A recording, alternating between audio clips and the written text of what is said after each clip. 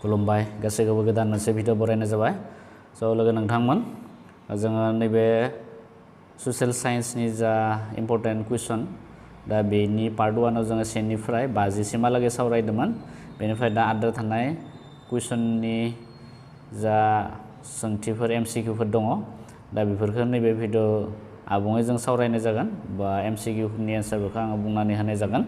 दा गोबाव खालामालासे भिडिअखौ स्टार्ट खालामबाय दा बेवहाय 50 नाम्बाराव दङ नोंथांमोना गाहायाव होनायफोरनि गेजेराव बबेया थार दा नैयाव A नाम्बाराव दङ जथाय माहारियारि दिहुनथाय GNP दा बेनिफ्राय समान नंगुबै माहारियारि दिन्थिफुंनाय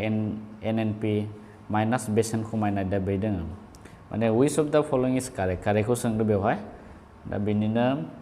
जा A नाम्बार दा बेवहाय मा दङ ग्रस नेशनेल प्रडाक्ट GNP माने ग्रस नेशनेल प्रडाक्ट समान net national product NNP minus depreciation दा बे 50 नाम्बारनि जा राइट एन्सार बे 50 नाम्बारनि जा राइट एन्सार बेयो C आ जागोन नोंथांमोना C खौ होनांगोन नैबेनि जा एन्सार थार बाथ्राया जाहैबाय थार अपसना जाहैबाय अपसन C net national product NNP equal to gross national product minus depreciation बे जायो अपसन C आ बेनिफ्राय नेक्स्ट 50 नाम्बाराव मा सोंदों खाजोना होखांनायनि उनाव नखरफोराव थालांनाय गुबै आयखौ मा होनो नखरफोराव जा थालांनाय बेखौ मा बुंगोन जोङो नैबे जाबाय बाहायजाथाव आय डिस्पोजेबल इनकाम बेखौ बुंनाय जागोन बेनिफ्राय नेक्स्ट 53 नाम्बार दा 53 नाम्बाराव मा सोंदों सा सानजा भारतआव गाहायनि बबे फसंथाना थख' फिसा गेजेर गां आरो गेदेर फालांगियारि फसंथानफोरनो दारिमिनारि गोनां गुदि बेसाद एबा आबादारि सानथांखि फज'नो राङारि हेफाजाब होयो दा बिनि एन्सारखौ सोंदों फाइनान्सियेल एसिस्टेन्ट होयो micro' small medium and large enterprise for setting up industrial infrastructure and agri allied project in North East India माने गाहायनि बबे इन्सटिटिउसना माने किसुमान फाइनान्सियेल राङारि मदद होयो जायफोर इन्डास्ट्रि खुलिनो बा फिसा मोनसे माबा मोनसे नों माइक्र' स्मल इन्डास्ट्रि बिदि टाइप खुलिनो थाखाय फाइनान्सियेल हेल्प होयो दा बबे जागोन दा एन्सारा बे जाहैबाय अपसन बी नैबे जायो नेट फी बे जायो अपसन बी नेक्स्ट कुइसन नाम्बार 54 मा सोंदों नाय बेवहाय सोंदों मा 54 नाम्बार गोदो गोदायनि एथेन्सनि ग्रीकफोरा मा रोखोमनि सुबुंखान्थिखौ फालियोमोन in ancient time which type of democracy was practised by Athenian Greeks बेनि एन्सारा माबे जागोन 54 नि जा राइट एन्सार बे जाहैबाय अपसन ए डाइरेक्ट डेमोक्रेसि थोंजों सुबुंखान्थिखौ माबानाय जायोमोन फालियोमोन बेनिफ्राय नेक्स्ट 55 नाम्बाराव मा सोंदों दा गाहायनि बबेया भारतनि नोगोरारि ओनसोलनि जायगानि खुंथाय नङा बबे दा नैबे मुनिसिपाल अथ'रिटिया जायो अपसन सी आ जायो बेनिफ्राय नेक्स्ट 56 नाम्बाराव मा सोंदों गाहायाव होनाय बबेया भारतारि संबिजिरनि खुगाफोरनायनि सोमोन्दै थार भारतारि संबिजिरनि खुगाफोरनायनि दा प्रिम्बल टु दा कनस्टिटिउसन अफ इन्डिया दा बे जाहैबाय 52 नाम्बारना नैबे खुगाफोरनायखौ 42 थि संबिजिरारि फोसावथाय 1976 आन्दोआव फोसाबनाय जादोंमोन जा जोंनि भारतनि जा प्रिम्बल दङ खुगाफोरनाय दङ बेखौ फोसाबनाय जादोंमोन 1976 मायथाइयाव आरो बे 42थि सोदांनाय फारियाव बेखौ फोसाबथायाव बेबायदि सोदांनाय जादोंमोन नैबे 42 सेकेन्ड कनस्टिटिउसनेल एमेन्डमेन्ट जादोंमोन 1976 नोंथाङा बे मायथाइखौबो गोसोआव लाखिनांगोन नोंथांमोना बेनिफ्राय नेक्स्ट 57 नाम्बाराव दङ फरायसालिफोराव समाज बिगियाननि फोरोंगिरिफोरा ICT बाहायनो हायो दा अपसन एआव दङ साजा होनो बियाव दङ रंजा होनो सियाव दङ सुमिन आरो राहायारि फोरोंनायनि थाखाय डियाव दङ फरायसाफोरनि मिथिनो लुबैनायनि सोंनाय सोंथिखौ हेंथा होनो दा 57 नाम्बारनि एन्सारा मा जागोन नैबे अपसन सी सुमिन आरो राहायारि फोरोंनायनि थाखाय अपसन सी खौ होनांगोन बेनिफ्राय नेक्स्ट 58 नाम्बार दा 58 नाम्बाराव मा सोंदों नेक्स्टआव दा नैयाव सोंदों कुइसन मोनसे स्काइप गुगल मिट जुम बायदि एप बा सफ्टवेयारफोरनि थाखाय बाहायजायो मानि थाखाय बाहायनाय जायो जोङो नैबे स्काइप गुगल जुम मिट बेफोरबायदिखौ दा बेनि मेन गुबै बाहायनायानो जाहैबाय बे जाबाय भिडिअ कनफारेन्सिं नैबे अपसन बिया जागोन भिडिअ कनफारेन्सिंनि थाखाय जों न'आव थानानैनो मिटिं बे गुगल मिटनि गेजेरजों जोङो मोनसे भिडिअ कनफारेन्स खालामनाय बा मिटिं बेफोरबायदिखौ खुंनाय जोङो कर'ना भाइरासनि समाव गोबां बेबायदि गुगल मिट बा जुमनि गेजेरजों क्लासफोरखौबो लानाय जादोंमोन दा बेबायदि 58 मा जागोन अप्शन बि आ जागोन नेक्स्ट 59 नाम्बार फरायसालियाव आईसीटी सुबिदा थानाय फोरोंगिरिफोरनो बे सुबिदाखौ गाज्रि बाहायनो माबोरै खाबु होयो दा बेनि राइट एन्सारा मा जागोन 59 जाबाय अप्शन ए फरायसाफोरनि गोसोखौ सुबुं समाज रंजानायनि फिदिं अप्शन ए जागोन बेनिफ्राय नेक्स्ट 60 नाम्बार दा 60 नाम्बाराव मा दङ आईसीटी बाहायनाय समाज बिगियाननि आयदामु फोरोंग्रा फरायसालिनो गाहायनि बबेया गोरोन्थि गोनां दा गोरोन्थिखौ सायख'दों दा नैबे अप्शन ए जागोन एन्सारा आईसीटीआ फोरोंगिरि जायगा लानो हायो अप्शन ए जागोन ICT can be suitable for a teacher बेनिफ्राय नेक्स्ट कुइसना जाहैबाय 61 खौ नाय दा 61 आव मा सोंदों गाहायनि बबे समा भारताव गिदिंफिननाय मौसुमिनि बोथोराव गोग्लैयो होनना बुंदों दा ए नाम्बाराव दङ मार्च मे बि आव दङ गेजेर डिसेम्बर गेजेर मार्च सि आव दङ अक्ट'बर गेजेर डिसेम्बर आरो डि आव दङ जुन सेप्टेम्बर दा 61 नि जा राइट एन्सार बे जागोन नैबे अप्शन सि अक्ट'बर आरो बेयो मिड डिसेम्बराव जायो बेनिफ्राय नेक्स्ट 62 भारतारि सुबुंफोरनि थाखाय गाव बेंथाइनि दाबिखौ गिबियावनो दैखांदोंमोन नैबे Swaraj or self rule of Indian first was articulated by सोर गिबि दाबि खालामदोंमोन आरो दाबिखौ दैखांग्रोदोंमोन बे मानसिनि मुङा सोर बा 62नि जा राइट एन्सार नैबे दादाभाई नौरजी बे जायो बेनिफ्राय नेक्स्ट 63 नाम्बार सोर आहम राजा कसारी राजाखौ थाफिदा सनसिता राजानि महर राव गिबि सोलायहोदोंमोन माने दा आहम रुलार हु फार्स्ट टर्न दा कसारी किं एस तपिता सनसिता राजा वास सोर बे राजानि नामखौ सोंदों दा 63 नि जा राइट एन्सार बे जाबाय सुहुमुं अप्शन ए जाहैगोन बेनिफ्राय नेक्स्ट 64 बुहुमनि दुलुर महरनि सोमोन्दै बुंनाय गिबि भारतनि अख्रां बिगियानगिरिया सोर बुहुमनि जि महरा दुलुर बे बाथ्राखौ सोर बुंदोंमोन फार्स्ट जोंनि भारतनि सासे बिगियानगिरि बे जाहैबाय नैबे आर्यभट्ट मा बुंदों जोंनि बुहुमा दुलुर थायो बा बेनि महरा दुलुर होननानै आर्यभट्ट फार्स्ट बुंदोंमोन बेनिफ्राय नेक्स्ट 65 नाम्बार टाइटानना गाहायाव मुंख'नाय ग्रहफोरनि बबे मोनसेनि ग्रहसा टाइटान दा टाइटाना जाहैबाय बबे मोनसेनि ग्रह दा नैबे जा टाइटान दङ बे जाबाय नैबे शुक्र ग्रह बा सेटार्ननि बेयो मोनसे ग्रहसा बेनिफ्राय नेक्स्ट 66 दङ भारतनि बयनिख्रुइ बांसिन सुबुं अनजिमा रोजाथि गोनां ओनसोला जाबाय दा 66 नि जा राइट एन्सार बे जायगोन नैबे सा ओनसोल जागोन बेनिफ्राय नेक्स्ट 67 बेयाव मा सोंदों 67आ किलिमानजार'आ गाहायनि बबे हाजोमानि बिदिन्थि होनना बुंदों बबेनि बिदिन्थि जागोन दा 67आ माने बे अप्शन ए जायो अरगें हाजोमा भलकेनिक माउन्टेन बेनिफ्राय नेक्स्ट 68 मा दङ कच रायजोखौ मोननै बाहागोआव राननाय जादोंमोन सोनाब कच रायजोखौ कच बिहार बुंनाय जायो आरो सानजा कच रायजोखौ मा बुंनाय जायो सोनाब रायजोखौ जुदि कच बिहार बुङोबा सानजाखौ मा बुंनाय जागोन दा मा बेखौ सोंदों मा बेनि जा 68 नि जा राइट एन्सार बे जायगोन नैबे अप्शन डि कच हाजो होननानै मिथिनाय जायोमोन आरो बेनिफ्राय नेक्स्ट 69 मा दङ होनाय दिल्लीनि सोर सुल्तानजों सोमोन्दो गोनां सोर राजाजों सोमोन्दो गोनां सोंदों दा 69 69 जाबाय नैबे आलाउद्दिन खिलजि बे जागोन बेनिफ्राय नेक्स्ट 70 नाम्बार दाना नैबे 70 नाम्बारखौ नाय गाहायाव मख'नाय आसामनि बबे जिल्लायाव अरां हायुङारि हाग्रामा दं अराङा बबेयाव दङ दा जोंनि बे जाहैबाय दरं डिस्ट्रिक्टआव दङ नैबे दरं जिल्लायाव दङ अप्शन माबे जागोन बिया जागोन ओमफ्राय नेक्स्ट 71 नाम्बार गाहायनि बबे मोनसे रादाब बिलाइ भारतनि गिबिसिन रादाब बिलाइ जोंनि भारतनि बयनिख्रुइ सिगाङाव ओंखारजेननाय बे रादाब बिलाइ आरो बेयो 71आ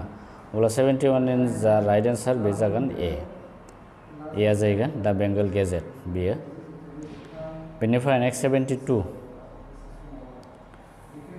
72 खौ मा होनदों दा आयन महरै गाहायनि बबे गेसआ बारमण्डल 78% फ्राम बाहागोखौ लायो 78% सोर थायो नैबे नाइट्रजेन अक्सिजेना 21% कार्बन डाइ अक्साइडआ 0.04% बा बेखौ एसे गोसोआव लाखि बेनिफ्राय नाइट्रजेना जाहैगोन बेयो नाइट्रजेना जागोन बेनिफ्राय नेक्स्ट 73 खौ नाय भारतारि मान सम आरो बेनिफ्राय ग्रीन हुइस गेजेर समनि गेजेराव समनि फारागा जाबाय होमबा दा एन्सारा माबे जागोन दा नैबे 73 नि जा राइट एन्सार बे जाहैबाय अप्शन सि नैबे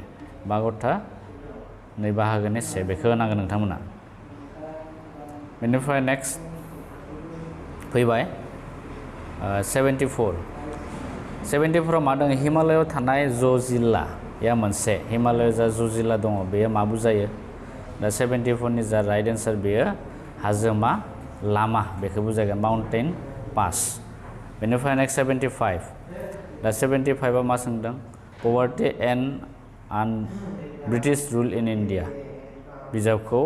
लिरदोंमोन सोर लिरदोंमोन दा नैबे poverty and British rule in India बेखौ सोर लिरदोंमोन दा बे बिजाबनि लिरगिरिया जाहैबाय नैबे दादाभाई नौरजी नैबे लिरदोंमोन दादाभाई नौरजिया लिरदोंमोन बे बिजाबखौ बेनिफ्राय नेक्स्ट 76 बे 76 आव इल निनो बेयो मा जादों गाहायनि बबेजों सोमोन्दो दं आरो आसामनि बेसेबां गेदेर अन्थाइ थाफा बालाहामानि निजरा बेनिफ्राय दोङो मोनसे रोखोमनि हाजो दियाव दोङो गोजौनि मोनसेबो नङा दा बेबायदि दोङो दा बे 76 नि जा राइट एन्सार बेयो जाहैबाय गोजौनि मोनसेबो नङा बे जायगोन इल'निला जाबाय नैबे आसामनि बेसेबा गेदेर अन्थाइ थाफा बेबो जानो हाया बालाहामानि निजोरा बेबो नङा मोनसे रोखोमनि हाजो बेबो नङा अब्ला गोजौनि मोनसेबो नङाखौ नोंथांमोना होनो नांगोन बेनिफ्राय नेक्स्ट 77 आव मा दोङो बैष्णोदेव कमुलिथामानि लिरनाय महरखौ मोननाय जादोंमोन 77 निया मा जागोन दा एन्सारा नैबे नर्थ बेंगल साहा बंग जागोन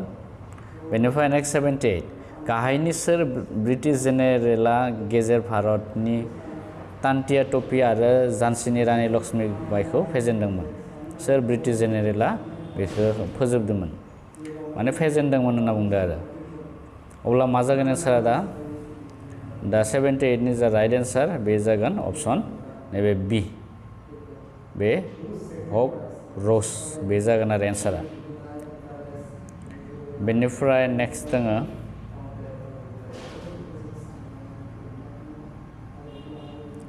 बेनिफ्राय 79 नाम्बार दा 79 नि जा राइट एन्सार बे मा जागोन दा नोंथांमोना 79 खौ नाय फरायनानै गाहायाव होनाय सोर सासेया महेनज'दार नोगोर दिहुननायाव लोब्बा दं महेनज'दार नोगोर दिहुननाय माबे लोब्बा दङ दा 79 निया दा 79 नि अपसनफोरा मा होनाय दङ अपसनआव दङ आर बि दयाराम साहानि बेनिफ्राय आरो बियाव दङ मर्टिमार हुइलार डियाव दङ डक्टर आर डि बेनार्जी आरो डियाव दङ सार जन मार्शाल अब्ला दा 79 नि राइट एन्सारा जाहैबाय नैबे अप्शन सिया जागोन बेनिफ्राय नेक्स्ट 80 नाम्बार सानखौरांनि नैथि देरसिन ग्रहआ जाबाय नैथि देरसिन ग्रह अब्ला नैथि देरसिन ग्रहआ मा जायो सानखौरांनि नैथि देरसिन ग्रहआ जाहैबाय शनि बे जाहैगोन बेनिफ्राय नेक्स्ट 81 नाम्बार गाहायनि बबे मोनसेया भारत हादरनि बिसायख'थिनि नेमखान्थिखौ गोग्लैयो माबे मोनसेया 81 नाम्बारा माबे जागोन नैबे ए नाम्बारा जाहैगोन अप्शन ए जाय बांसिन मोनो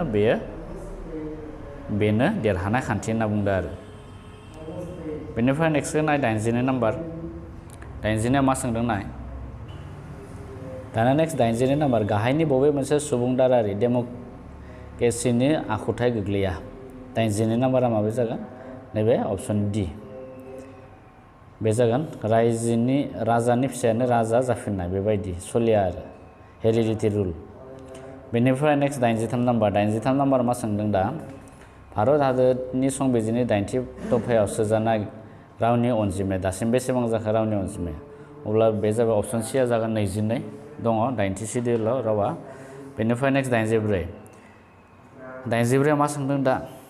बेयो कायाकल्प बिथांखिया सोमोन्दो गोनां माजों सोमोन्दो गोनां बेयो 84 बे जाबाय नैबे सावस्रि खोन्दोजों हेल्थ सेक्टर बेनिफ्राय नेक्स्ट 85 मा दङ भारत हादरनि संबिजिरनि रुफा 21 क गाहायनि बबे मोनसेजों सोमोन्दो गोनां होनना बुंदो दा बेवहाय अपसनफोरा मा दङ ए नाम्बार जाग्रा आदार संरैखा खालामनाय नैबे अपसन ए आव बियाव दङ सोलोंथाइनि मोन्थाइ सियाव दङ सावस्रिनि मोन्थाइ डियाव दङ मिथि मोननायनि मोन्थाइ दा 85 जा राइट एन्सार बेयो सोलोंथाइनि मोन्थाइया जाहैगोन अपसन बी बेनिफ्राय नेक्स्ट कुइसन नाम्बार 86 मा सोंदों नाय नैयाव हाइपार मार्केटआ जाबाय हाइपार मार्केटआ मा हाइपार मार्केट दा बेनि अपसनफोरा दङ मोनसे सुपार मार्केट मोनसे बिफानारि गला ए आरो बी मोन्नैबो नङा बा 86 नि जा राइट एन्सार नैबे अपसन सी आ जागोन ए आरो बी मोन्नैबो जानो हायो बेनिफ्राय नेक्स्ट 86 नाम्बाराव मा दङ भारत सरकारा 1983 मायथाइयाव गायसननाय सरकारि आय'गनो गथायना होनाय बिबाना जाबाय मा गथायना होदोंमोन भारत सरकारा जोंनि सरकारि गायसननाय आय'गनो 1983 आव बे गथायदोंमोन आरो मोननैसो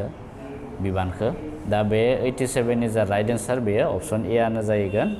दा अपसन ए आव मा दङ मिरु सोरखारा रायजो सोरखारनि गेजेराव सोमोन्दो आरो गोहो रानलायनायनि थाखाय बेयो जानो हादों बेनिफ्राय दा बेखायनो अपसन ए आ जाहैगोन एन्सारा बेनिफ्राय नेक्स्ट 98 नाम्बार 98 आव मा दङ दा बे जाबाय 2011 मायथाइनि सुबुं सानखो बायदि आसामनि जिल्लाफोरनि गेजेराव बयनिख्रुइ खमसिन लेखा गोरों सुबुं सानखो थानाय जिल्लाया जाबाय बयनिख्रुइ खमसिन लेखा गोरों सुबुङा जाहैबाय नैबे धुबुरिया जागोन एन्सारा दा 2011 मायथाइनि सुबुं साननाय बायदिब्ला आसामनि जिल्लाफोरनि बयनिख्रुइ खमसिन लेखा गोरों सुबुङा जाहैबाय धुबुरियावनो दङ बेनिफ्राय नेक्स्ट 99 नाम्बार भारत हादराव बबे मोनसेयाव रायजोआव पन्सायतनि राजखुंथाया सोलिदोंमोन दा बेनि एन्सारा मा जागोन नैबे अपसन सी आ जागोन राजस्थान बेनिफ्राय नेक्स्ट कुइसन नाम्बार 90 कारेन्सि नोट्स एन्ड कइन्सखौ बुंनाय जायो कारेन्सि नोट्स एन्ड कइन्स दा 90 निया नैबे बे अपसन माबाया जासिगोन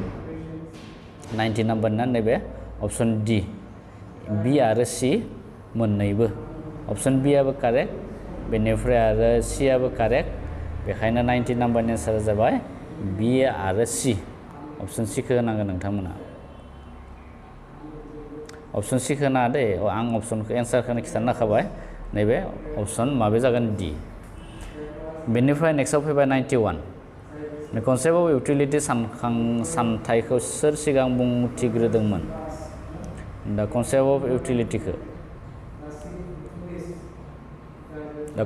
इउटिलिटिखौ होदोंमोन नैबे बेन्टनाम नैबे जागोन एन्सारा 91 नि जा राइट एन्सार नैबे अपसन सी आ जाहैगोन 91 नि जा राइट एन्सार बे मा जागोन अपसन सी अपसन सीखौ नोंथांमोना होनांगोन ओमफ्राय नेक्स्ट 92 12थि 5 बोसोरारि बिथांखिया आवग्रिनानै लानाय समा जाबाय दा बेनि राइट एन्सारा मा जागोन दा नेक्स्ट कुइसना जाबाय 92 नि जा राइट एन्सार बे 92 आ जाहैबाय अपसन सी आ जागोन बेनिफ्राय नेक्स्ट 93 नाम्बार 93 आ मा जागोन दा बुहुमनाङै रां दैथायहरनाय ट्रेन्सफार बेलायाव गाहायनि बबे मोनसेखौ बाहायनाय जायो रां दैथायहरनाय हमना ला दाबसे जायगानिफ्राय गुबुन दाबसे जायगायाव बुरजा माने रांखौ दैथायहरनांगौ अब्ला जोङो मानि गेजेरजों बुरजा नङाब्ला खमबाबो जोङो दैथायहरग्रा बै जा बाहायनाय बेखौ मा बुंगोन दा अब्ला बे 93 नि जा राइट एन्सार बे जाबाय नैबे सुइफ्टआ जायो बेनिफ्राय नेक्स्ट 94 भारतनि बबे रायजो मोनसेयाव बांसिन सना दिहुननाय जायो बबे मोनसे रायजोआव अपसनफोरा दङ नैबे कर्नाटक बियाव दङ अन्ध्र प्रदेश सियाव दङ वेस्ट बेंगल आरो डियाव दङ झारखन्ड बा 94 नि जा राइट आन्सार बे जाहैबाय ऑप्शन ए ऑप्शन ए जागोन 94 नि जा राइट आन्सार बे जाबाय कर्नाटका जायो बेनिफ्राय नेक्स्ट 95 सेल्फ हेल्प ग्रुपआ बेंकजों सोमोन्दो लाखिजेननाय फसंथाना जाबाय बेंकजों सोमोन्दो लाखियो सेल्फ हेल्प ग्रुपआ बेंकजों सोमोन्दो लाखिनायजों लाखिजेननाय फसंथाना जाबाय लाखिजेननाय फसंथानखौ सोंदों बा बे 95 नि जा राइट आन्सार बे जायगोन नैबे ऑप्शन बी नाम्बार द जायगोन नेक्स्ट क्वेश्चन नम्बर 96 नाय नोंथांमोना बेवहाय मा सोंदों भारतनि मोनबेसे रायजोआव मोननै बिधान सभा दं माने भारतनि गंबेसे रायजोआव मोननै बिधान सभा थामहिनबा एमएलए नि सिट दं बिदि सोंनाय जादों दा बेनि जा राइट आन्सार गासै बेसेबां हादराव बेबायदि मोननै बिधान हादर नङा दे गासै बेसेबां रायजोआव बेबायदि मोननै बिधान सभा दङ दा बेनि जोंनि रायजोनि बा हादरसानि अनजिमाया मा जागोन दा 96 नि जा राइट आन्सार बे जागोन ऑप्शन बी गंस्नि रायजोआव मोननै बिधान सभानि सिट दङ बेनिफ्राय नेक्स्ट 97 खौ नाय गाहायनि बबे मोनसे खान्थिया भारत हादरनि पार्लियामेन्टारि सेसननि हाबाफारि हिसाबै लाफाजाया दा बबे जागोन बेनि 97 नि जा राइट आन्सार बे जाहैबाय नैबे ऑप्शन सी आ जागोन ऑप्शन सी खौ होनांगोन फिलिबस्टारखौ होनांगोन नोंथांमोना बेनिफ्राय नेक्स्ट 98 नाम्बार 98 आव मा दङ सा सानजा भारतनि बेंखनथायाव सिक्किमखौबो सोफानाय मायथाइया जाबाय बेसेबां मायथाइयाव सिक्किमखौ सा सानजा भारतआव सोफानाय जादोंमोन नर्थ ईस्टार्न काउन्सिलाव बेवहाय मायथाइखौ सोंदों मायथाइया जाहैबाय 2002 मायथाइयाव बेनिफ्राय नेक्स्ट 99 नाम्बार बिसायख'थि आय'गाव साबेसे बिसायख'थि कमिशनार थायो जा बेवहाय इलेक्शन कमिशनार साबेसे इलेक्शन कमिशनार थायो दा बे जाहैबाय 99 नि जा राइट आन्सार बे जागोन ऑप्शन ए साथाम थायो बेनिफ्राय नेक्स्ट 100 नाम्बार